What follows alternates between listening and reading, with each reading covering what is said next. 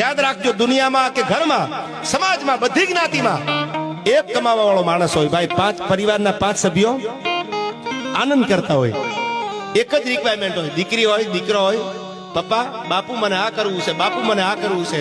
સાહેબ માણસ મજૂરી કરતો હોય, કોઈ જ્ઞાતિની વાત કરું છું, સાંભળજો, 18 વર્ણમાં એ મજૂરી કરતો હોય, ઉસીના પૈસા લઈ લે, જરૂર પડે તો વ્યાજે લઈ લે, પણ કોઈ દી પોતાના પરિવારને, પોતાના કુટુંબને એમ નથી કીધું કે હવે મારાથી નહીં થાય, તમે કઈક કરો, હવે મારાથી નહીં થાય.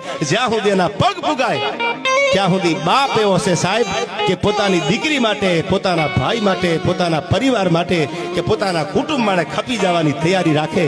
એ પાત્ર બાપનું પાત્ર છે. દુનિયામાં જેને બાપ નથી એને ક્યારેક પૂછજો ઉભા રાખીને કે બાપની કિંમત શું હોય.